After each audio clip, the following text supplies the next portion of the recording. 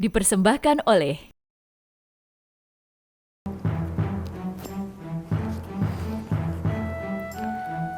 Assalamualaikum warahmatullahi wabarakatuh. Alhamdulillah, wassalatu wassalamu ala rasulillah wa ala alihi wa ashabihi wa mawala, amma ba'd. Pemirsa TVmu dimanapun Anda berada, semoga kita semua dalam keadaan sehat walafiat, dalam rahmat dan dalam lindungan Allah Subhanahu wa Ta'ala. Kali ini kita akan membahas tentang membersamai kelompok difabel. Tema ini mungkin bisa kita kaitkan dengan Hari Difabel yang secara internasional diperingati sebagai momentum untuk bagaimana kita dapat lebih dekat lagi dan bisa membersamai kelompok difabel sebagaimana mestinya. Sebagaimana mestinya itu pengertiannya ada 3. Yang pertama, membersamai sesuai dengan tuntunan agama. Yang kedua, membersamai sesuai dengan ketentuan perundang-undangan. Dan yang ketiga, membersamai sesuai dengan apa yang menjadi bagian dari tanggung jawab sosial kemanusiaan kita. Kita akan mulai dari istilah.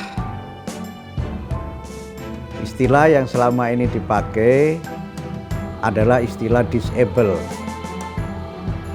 yang itu juga ada undang-undangnya, sering disebut dengan undang-undang untuk para penyandang disabilitas, yang bagi kami di Muhammadiyah dan pada level internasional sebenarnya sekarang sudah mulai dipakai istilah difable, bukan disable.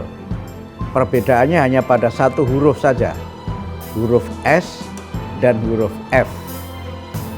Tetapi perbedaan satu huruf ini memiliki pengaruh dan memiliki implikasi yang sangat jauh berbeda.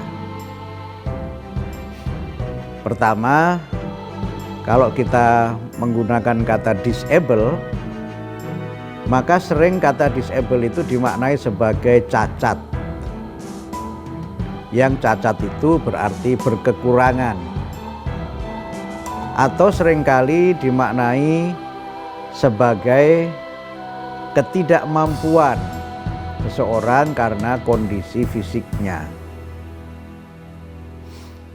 Karena itu maka pandangan mengenai disabilitas itu menurut saya tidak sepenuhnya sesuai dengan apa yang menjadi fitrah manusia sebagai makhluk Allah yang sempurna. Pandangan bahwa saudara-saudara kita yang memiliki tubuh yang berbeda itu sering menimbulkan satu persepsi bahwa mereka hadir ke dunia dengan segala kekurangannya.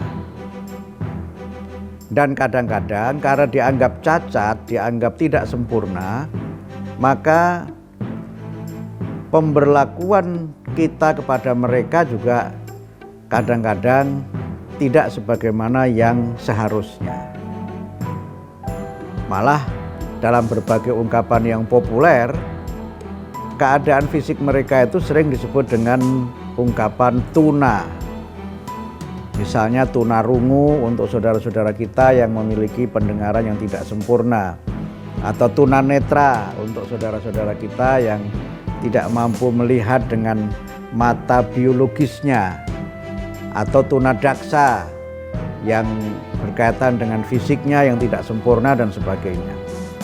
Karena perkataan dan istilah tuna itu mengandung pengertian, sekali lagi, keadaan mereka itu bukan keadaan yang sempurna. Yang kalau ini kita kaitkan dengan pandangan Islam, menyebut manusia yang memiliki keadaan fisik yang tidak sebagaimana umumnya itu dengan ungkapan disable, itu menurut saya bertentangan dengan firman Allah di dalam surah At-Tin. Karena di dalam surat At-Tin itu Allah berfirman, laqad khalaqnal insana fi ahsani taqwim. Sungguh Allah telah menciptakan manusia itu dalam bentuk yang sempurna.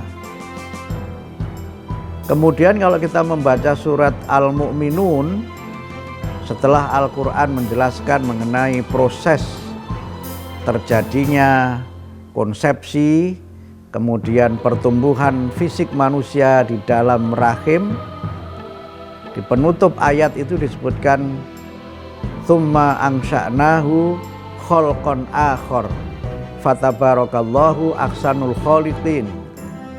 Kemudian Allah menumbuhkan manusia itu dalam penciptaan yang sempurna, dan maha suci Allah Tuhan yang maha mencipta, yang menciptakan makhluknya dengan penciptaan yang sempurna.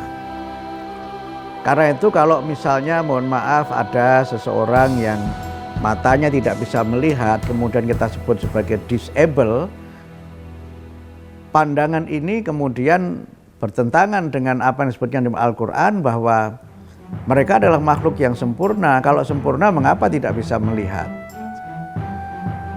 Mereka ini diciptakan dengan penciptaan yang sempurna, mengapa dengan itu tidak bisa mendengar? Nah, karena itulah maka pandangan tentang disabilitas itu dalam pandangan saya dan juga dalam pandangan Muhammadiyah tidak sejalan dengan Al-Quran.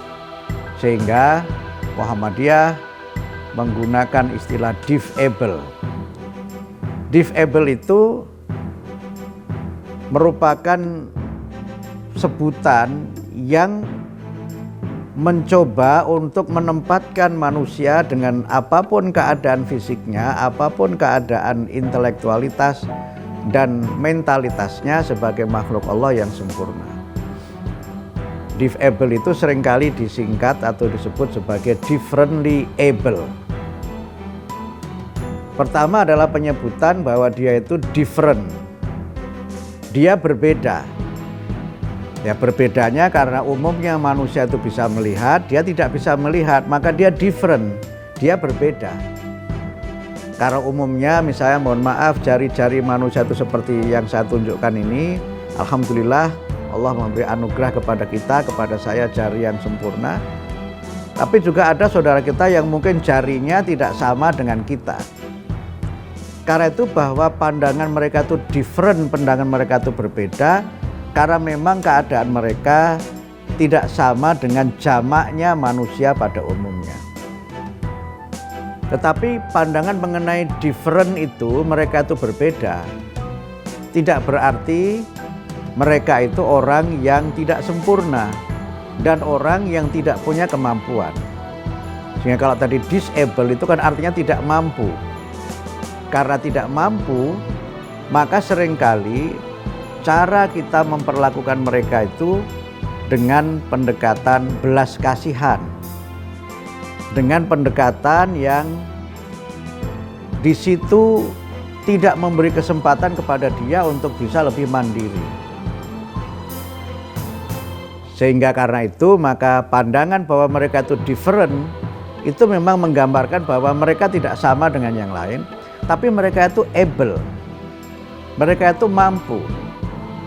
Sehingga dengan penyebutan differently able itu, betul dia tidak bisa melihat dengan matanya, tapi dia masih bisa mendengar dengan telinganya, dia masih bisa melaksanakan aktivitas dengan anggota tubuhnya yang lainnya.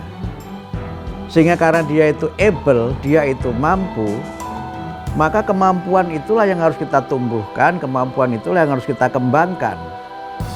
Sehingga pendekatan kepada saudara-saudara kita yang berbeda secara fisik itu adalah pendekatan kemanusiaan di mana kita melihat mereka sebagai full human being, sebagai makhluk yang penuh, yang dengan pandangan ini maka kita juga menerima mereka secara penuh dan kemudian kita memberikan rasa percaya diri kepada mereka dengan kemampuan yang mereka miliki.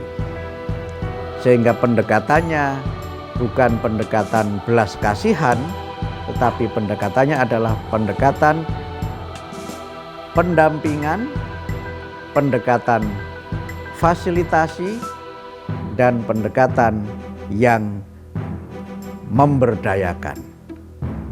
Bagaimana kita memperlakukan mereka dan bagaimana kebijakan-kebijakan itu harus dilakukan, kita bahas pada segmen yang kedua. Pemirsa Kolak dimanapun Anda berada, dengan pandangan difabel itu, maka kita tidak menganggap saudara-saudara kita yang berbeda sebagai orang yang serba berkekurangan. Tapi dia adalah orang yang punya kemampuan. Nah, kemampuan mereka inilah yang perlu kita tumbuhkan, kita aktualisasikan dengan berbagai pendekatan. Mohon maaf, kadang-kadang kalau pandangan yang berkembang selama ini, mereka ini disebut sebagai cacat. Bahkan kecacatannya itu kadang-kadang menjadi bahan olok-olokan. Sering kalau ada orang tidak bisa melihat, itu dituntun gitu kan, kemudian dibawa ke satu tempat yang dia, mohon maaf, sampai mengalami kecelakaan dan kemudian ditertawakan. Mereka yang kadang-kadang tidak bisa mendengar itu mendapatkan perundungan, misalnya dengan sebutan-sebutan yang sangat tidak manusiawi. Ini juga bukan sesuatu yang diajarkan oleh Islam. Sehingga karena itu, maka karena pandangan kita kepada saudara-saudara kita yang berbeda ini adalah pandangan di mana mereka itu berbeda tapi mampu, maka kita bisa kemudian memberikan fasilitas pendidikan sehingga mereka bisa mengembangkan kemampuan. Mereka yang mungkin tidak bisa berjalan dengan kakinya, kita bantu dengan kursi roda sehingga mereka masih bisa berjalan, bisa mengayuh kursi roda itu dengan tangannya. Bahkan mungkin yang tidak bisa mengayuh dengan tangannya karena tangannya juga tidak bisa bekerja sebagaimana mestinya sehingga kuat untuk menggerakkan roda, dibantu dengan teknologi bagaimana kursi itu dilengkapi dengan mesin sehingga bisa berjalan. Bagaimana agar mereka itu bisa kemana-mana, ke tempat-tempat yang mereka ingin menuju, untuk mereka bisa mendapatkan refreshing. Sepeda motor bisa diset untuk saudara-saudara kita yang difabel itu. Itu namanya memfasilitasi, daripada mereka harus bergantung kepada orang lain yang kemana-mana harus dituntun, didampingi dan sebagainya. Agar saudara-saudara kita bisa berjalan dengan baik, saudara-saudara kita yang tidak bisa melihat dibantu dengan tongkat, yang dengan itu dia bisa berjalan kemana dia pergi. Bahkan sekarang produk-produk teknologi seperti handphone sekalipun itu kan bisa dirancang untuk mereka bisa mendengar pesan itu walaupun tidak melihatnya. Itulah bagaimana kita memberi kesempatan mereka untuk bisa mandiri. Saudara-saudara kita yang tidak bisa melihat bisa belajar membaca dengan huruf Braille. Dan itu adalah bagian dari cara kita supaya mereka ini juga bisa tumbuh, bisa berkembang sesuai dengan potensinya. Karena mereka adalah makhluk Allah yang diciptakan dengan sempurna. Fi ahsani taqwim. Kesempurnaan ciptaan Allah itu terletak pada bentuk akhirnya itu. Saudara-saudara kita yang tidak bisa melihat itu ternyata punya pendengaran yang sangat baik. Sehingga lewat pendidikan mereka bisa mengembangkan berbagai kemampuan yang dimiliki. Inilah yang menurut saya penting untuk kita bisa mendampingi mereka, membersamai mereka. Karena itu fasilitas publik itu juga perlu kita bangun ramah kepada saudara kita yang difabel. Ya, saya kadang kalau naik pesawat misalnya, ketika ada instruksi mengenai prosedur keselamatan, Nah, itu kan ada yang memberikan peragakan dengan sign language atau bahasa isyarat untuk saudara-saudara kita yang tidak bisa mendengar tapi bisa melihat. Nah, saudara-saudara kita yang tidak bisa melihat tapi bisa mendengar tetap diberikan penjelasan secara lisan supaya mereka bisa memahami. Itulah cara kita memberikan pelayanan yang ramah lingkungan dan ramah kepada saudara kita yang berada pada posisi difabel itu. Tangga untuk menuju ke satu tempat perlu dilengkapi dengan jalur khusus untuk para penyandang difabilitas, kelompok difabel. Mungkin 1-2 lantai bisa, yang selainnya mungkin bisa dengan lift sehingga mereka tetap bisa naik dan sebagainya. Karena itu maka upaya kita untuk memberikan fasilitasi dan pendampingan serta membersamai itu juga dimaksudkan agar mereka tidak mengalami eksklusi. Karena sebagian masyarakat masih ada yang menganggap mereka yang punya fisik yang berbeda itu sebagai kutukan, sebagai sesuatu yang memalukan keluarganya sehingga mereka seringkali dikucilkan. Ini bukanlah perilaku yang dibenarkan oleh agama. Kita harus menerima mereka dengan penerimaan yang sepenuhnya. Karena itu maka dalam Al-Quran surat Abasa itu dimulai dengan sebuah ungkapan abasa wa tawalla an ja'ahul a'ma. Kenapa sampai kemudian ini dijelaskan abasa wa tawalla? Itu ada datang seorang yang dia itu menyandang difabilitas, tidak bisa melihat. Dan karena itu kemudian Nabi berpaling. Di dalam beberapa kitab tafsir, asbabun nuzul ayat ini adalah ketika Rasulullah Muhammad itu didatangi oleh seorang sahabat namanya Abdullah ibnu Ummi Maktum, atau sering disebut dengan Abdullah Ummi Maktum. Dia ini seorang yang tidak bisa melihat. Sementara pada saat itu ada orang-orang terhormat dari kalangan orang-orang Arab yang sedang menemui Nabi. Dan common sense sebagai manusia, Nabi cenderung untuk menerima orang-orang terhormat ini. Kalau ada orang datang misalnya, yang satu ganteng, yang satu tidak ganteng, kira-kira yang diperhatikan yang mana? Ya, umumnya orang akan memperhatikan yang ganteng kan.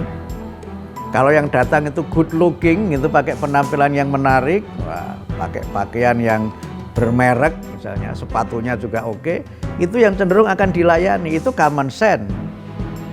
Kalau yang datang itu cantik misalnya, wah, apalagi secantik bidadari misalnya, wah, itu mesti akan disambut dengan luar biasa. Tapi kalau yang datang itu orang berpakaian kumal, ya, berpakaian yang sangat sederhana, penampilannya juga mungkin, mohon maaf, penampilan yang tidak bersih, tidak good looking, itu mungkin sangat messy, sangat kacau. Bukan Messi pemain sepak bola, sangat messy, sangat kacau. Maka orang cenderung akan curiga, malah mungkin belum apa-apa sudah dibilang maaf tidak menerima sumbangan gitu. Padahal orang ini mungkin datang untuk nyumbang, tapi karena penampilannya tidak meyakinkan, maka dia cenderung untuk dihardik. Nah, sama halnya dengan Abdullah Ummi Maktum yang datang menemui Nabi itu, Nabi tidak menghiraukan ini, sahabat ini. Sementara yang orang-orang terhormat itu lebih diperhatikan. Nah, karena perlakuan yang seperti itulah maka kemudian Nabi ditegur oleh Allah, dan itu juga teguran untuk kita semua. Jangan karena ada orang yang buta yang datang kemudian kamu memalingkan muka. Memalingkan muka, jangan seperti itu. Kamu harus terima dia dengan penerimaan yang sepenuhnya, dengan penghormatan yang setinggi-tingginya. Jangan karena keadaan fisiknya kemudian kamu pandang dia sebelah mata. Nah, inilah penyikapan kita kepada saudara-saudara kita yang menjadi penyandang difabilitas itu. Sehingga karena itu keberadaan mereka harus kita inklusi. Jangan kita eksklusi, jangan kita kucilkan. Keberadaan mereka itu justru menjadi tantangan bagi kita untuk bagaimana bisa mendampingi dan memfasilitasi sehingga mereka bisa mandiri. Karena pada dasarnya semua manusia itu ingin untuk mandiri. Setiap manusia itu ingin dia bisa mengerjakan sesuatu dengan tangannya, bukan bergantung kepada orang yang lainnya. Dan fasilitasi inilah yang kemudian sangat diperlukan agar saudara-saudara kita penyandang difabilitas ini dapat lebih berkembang lagi, dapat hadir dengan segala keadaannya, dan kemudian kita menerima mereka sepenuhnya sebagai makhluk Allah yang sempurna, sebagai bagian dari masyarakat dan bagian dari keluarga kita. Inilah beberapa pandangan teologis dan beberapa penyikapan bagaimana kita menempatkan saudara-saudara kita yang menyandang difabilitas. Satu huruf S dan F, disable dengan difable, memiliki perbedaan yang sangat mendasar dari sisi bagaimana kita memandang mereka, bagaimana kita menempatkan mereka, dan bagaimana kita memperlakukan mereka. Bagaimana kemudian kebijakan-kebijakan publik ini harus berpihak kepada saudara-saudara kita sebagai penyandang difabilitas, kita akan bahas pada segmen episode yang akan datang. Terima kasih.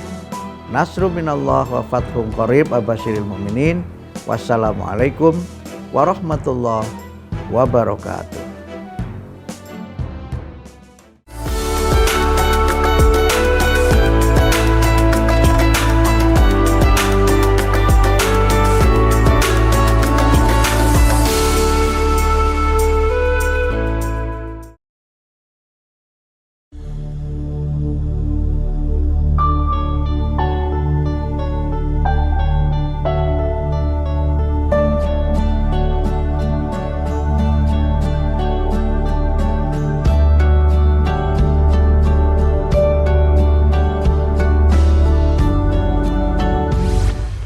Assalamualaikum warahmatullahi wabarakatuh.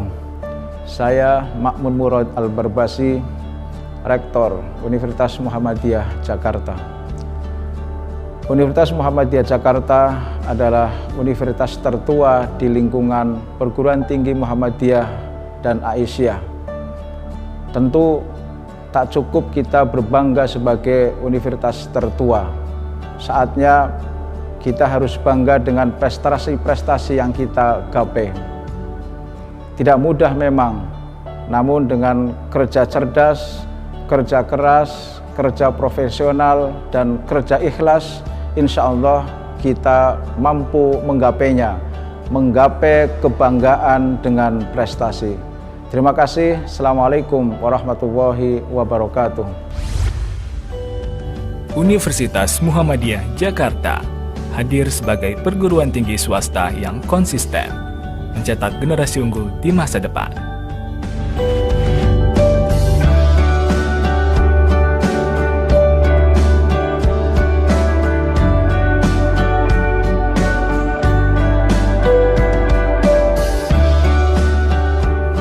Didirikan sejak tahun 1955, Universitas Muhammadiyah Jakarta kini memiliki 10 fakultas dan 52 program studi.